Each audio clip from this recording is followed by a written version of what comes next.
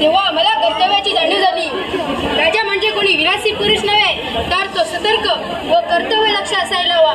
ज्या लाख प्रजाजनांनी माझ्यावर विश्वास दाखवून मला आपला नियंता समजून त्या राजसिंहासनावरून होण्याचा बहुमान दिला, ती माझी लाख प्रजा मला ईश्वरासमान होय. त्या प्रजेसाठी मी हे वैजयंती राज्य यथा सांग चालवतो. प्रजेला न्याय काय, त्यांच्या दैनंदिन गरजा, त्यांना अभिप्रेत असणारी राजनीती यांचा यथा सांग अभ्यास करून त्यांची अंमलबजावणी केली.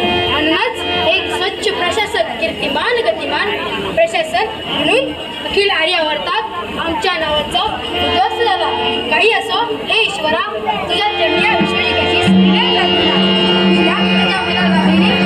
कामधेनू होय. तिचा सदैव सहवास लाभो हीच मनोकामना. मानवता जगात खंड राहो हीच सदिच्छा.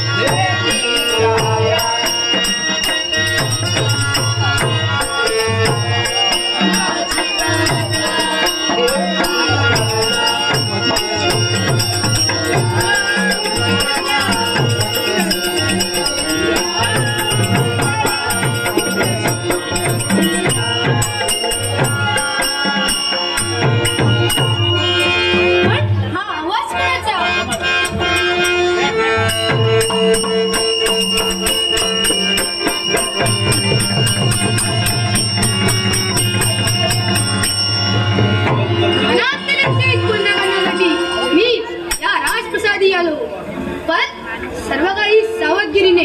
सर्वप्रथम राणाजींना नमस्कार. वस्तू कोण आपण कुठून आलात?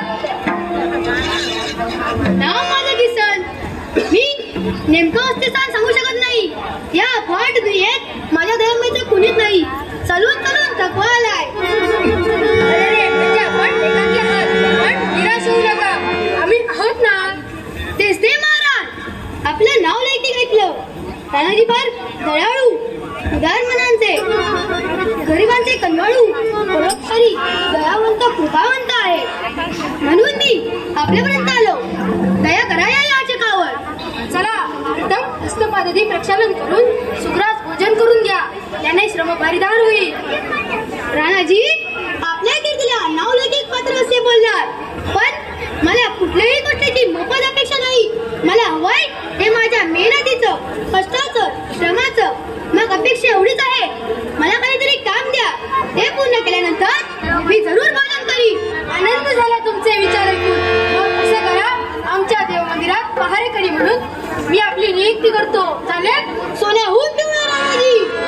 आणि सोन्या, आपल्या सदैव ऋणी राहीन मी आणि ग्वाही देतो, आपल्या सेवेत काही कसूर होता नाही याची दक्षता घेईन. सैनिक आहोत, या अतिथीची विश्रामगृहात व्यवस्था करा. राणाजी, नमस्कार. येतो आम्ही. आपले फार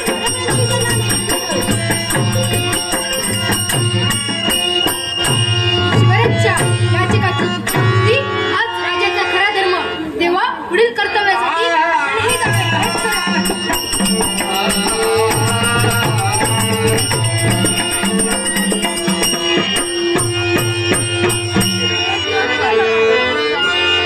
पोरीच्या सापा भिवनी भयात भेटी लागी जीवा शिवाय, भेटी लागी जीवा शिवाय.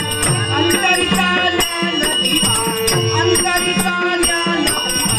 कालवू नको रे हरिभजना विन रे, कालवू नको रे हरिभजना विन रे, कालवू नको रे हरिभजना विन रे, कालवू नको.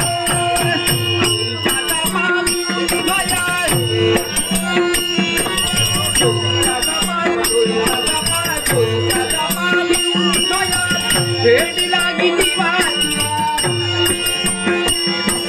भेटी लागी, भेटी लागी, भेटी लागी जीवा.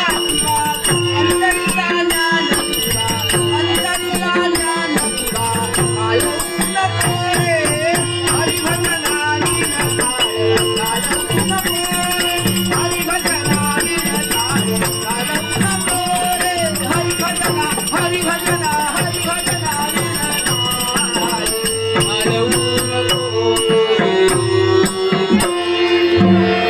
अरे बाबा, आता माझ्यानं काही करवत नाही. हाडाची काढ झाली, पायात प्राण देखील राहिला नाही. देवा, कशाला रे बाबा जन्माला घातलं? समजून आल्यापासून माझ्यापासून तुझे भजन पूजन करतो, पण आज सगळ्यात या संतू ब्राह्मणाची तुला दया आलीच नाही. काय रे असं वाईट केलं होतं मी? अरे फार चांगले दिवस होते माझ्या संसारात. अरे या वैजयंती नगरीत पुजाऱ्याची नोकरी, इतकंच काय, लोकांची शुभ कामे म्हणजेच कुणाच्या घरी सत्यनारायणाची पूजा, कुणा घरी एकादशमी, कुणाच्या लग्नविधी, तर कुणाची मुंजविधी. फार चांगले दिवस होते. पण एक दिवस काय झालं, आमच्या शेजारच्या गावात आमचे ज्ञाती होते, त्यांच्याकडे मुंजविधी होता. म्हणून मी सपत्नीक तिकडे गेलो होतो. त्याच दिवशी म्हणे राजा शिकारीसाठी राष्ट्रपेशीवरील जंगलात गेला होता. तेथे म्हणे एक व्याघ्र बिथरून पळतला होता. पण काय झालं, मी तो मुंजीचा सोहळा उरकून येत होतो, तेवढ्यात त्या विशाळलेल्या व्याघ्रानं माझ्या पत्नीचा पाडशाख पडला. गेली संचारिणी गेली. तशी बरं माझी 2 फळं तुषाराने काढलं, त्यांना घरी ठेवून गेलो होतो, म्हणून पोरं वाचली. बायको माझी शांताबाई गेल्या वर्षी मी पोरांचा सांभाळ केला.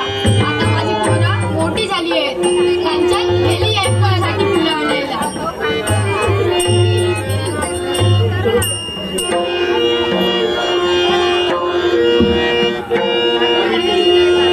देवा घराती फुले आम्ही हो, या देवाची, या देवाची, या देवाची.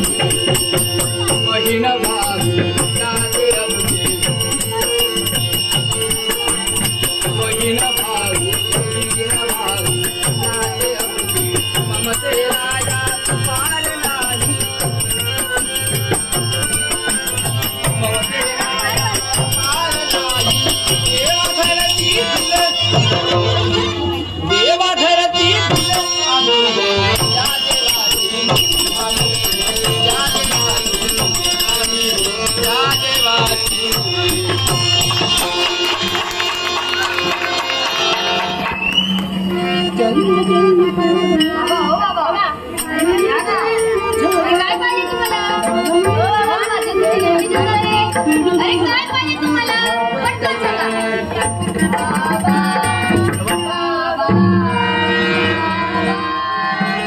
बाबा द्या हो आशीर्वाद मला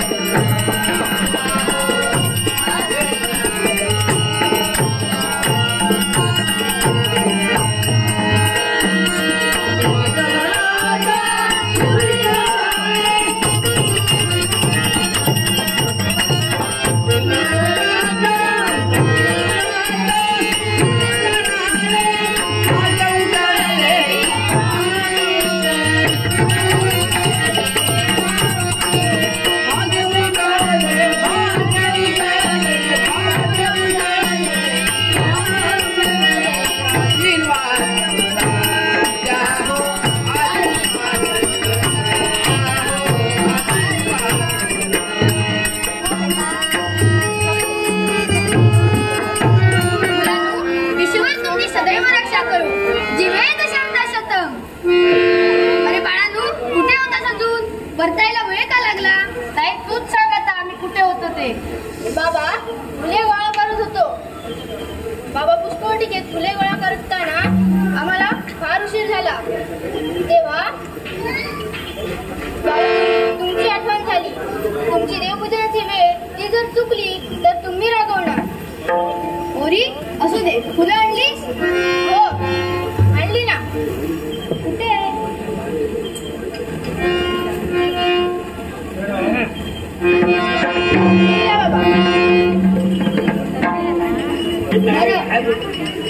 बरं फुलं आणलीस पण देवपूजनासाठी लागणारं पाणी कुठे आणलं? अरे देवा बाबा मी काय बोलतेस? डोक्यात जाणार आहे तुझं?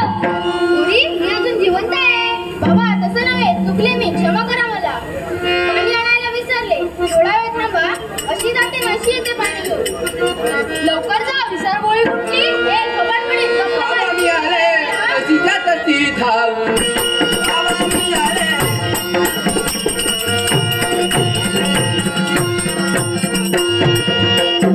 बाबा ताई येईपर्यंत मी बाहेरील आवाजाची जाळलोट करतो. जातो हा सांभाळून थोडा.